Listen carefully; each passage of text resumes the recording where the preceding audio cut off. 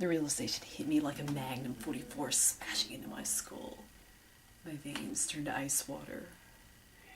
My stomach did backflips. My heart began to race like a speeding racetrack horse.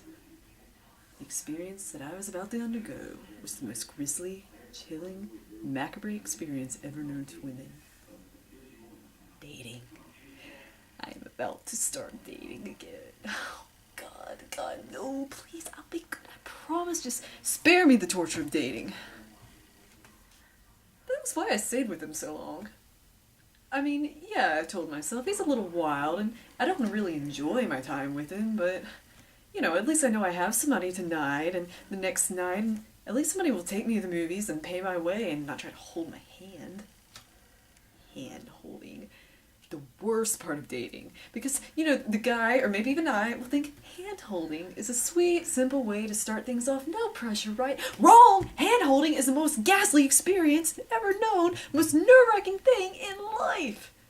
I mean, once I started holding hands, I don't know when to stop. What if I pull my hand away? Is he going to think that I'm cold or moody? Or what if I have to scratch my nose and I don't put it right back into his hand again? Is he going to think I'm rejecting him, or is he going to be relieved? What if my hand is all nasty and sweaty and gets a slimy feeling, like when you hold it too long and you don't want to let go and he doesn't want to let go, but neither of you like it because there's slimy, nasty sweat stuff all over your hands? What then?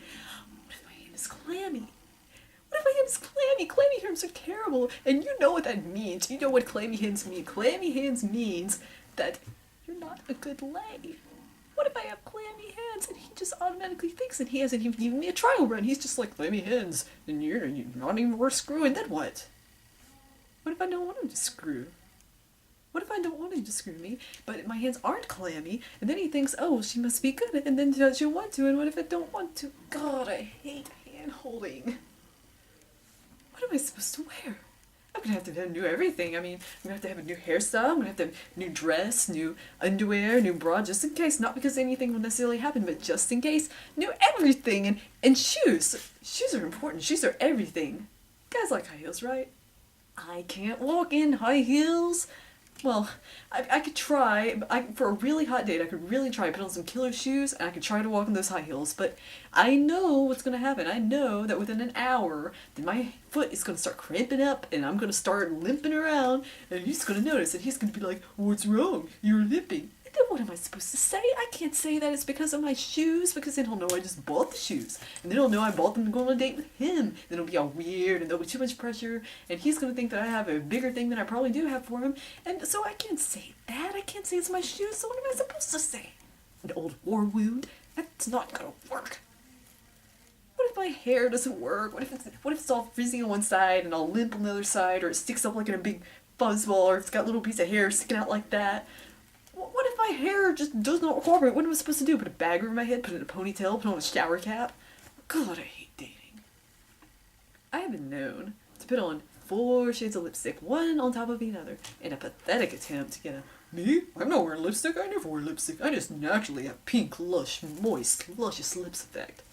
I have been known to put on 3 shades of different eyeliner, one right on top of the other, look in the mirror, realize I look like a gangrenous raccoon, take it all off, which will take about 10 minutes right there, just taking all that crap off, and then look in the mirror again, realize I'd rather look like a gangrenous raccoon than an anemic buffalo, and put the stuff back on. I have been known to stand there in a perfectly clean room, and before I know it, everything I own is off the hanger and out of my closet and on the floor, and by the time the doorbell rings, I can't even get to the door because everything's everywhere. I can't even find my bed. God, I hate dating. And then, when the doorbell rings, of course, I'm probably going to be wandering around with my tights around my ankles, so I'll be running the door, pulling them up as I go, and as I finally get to the door, smiling casually like I haven't just been through hell just trying to get to that point, then what am I supposed to say? What do you say on the date? Everything that comes to my mind is not a suitable topic of conversation. So, we gonna sleep together? You think we're gonna want to sleep together? Dated any junkies lately? What's your relationship with your mother like? Are you one of those guys that has a problem with commitment, or do you only commit to people with really hot bodies or really huge boobs? Do you like me? Do you really like me? How much do you like me? Is my deodorant working? No, we'll talk about movies and what we've seen last and What am I gonna do if he tells me that his favorite movie is one of those bloody, nasty, chop you up into bits horror movies where all the girls are running up the stairs instead of out the door with the boobs bouncing? What am I supposed to say if he tells me that's what he thinks is a good time? Am I gonna agree with him? I bet I will. I bet I'm gonna stand there and go, yes, yes, wasn't it lovely? And then I'll hate myself. And then I'll sit there and I'll be zoning out because I hate myself so much because I'm just going along with what he says. And he's going to be sitting there thinking, oh, she doesn't really like me. Look at her. Look at the way she's doing that empty-headed, non-smiling thing. And he's just going to think that I hate him because he likes horror movies. And he'll be right. But then, what if he says that his favorite movie is The Notebook? And he means it. Then I could be in love. Then I would really, really be terrified.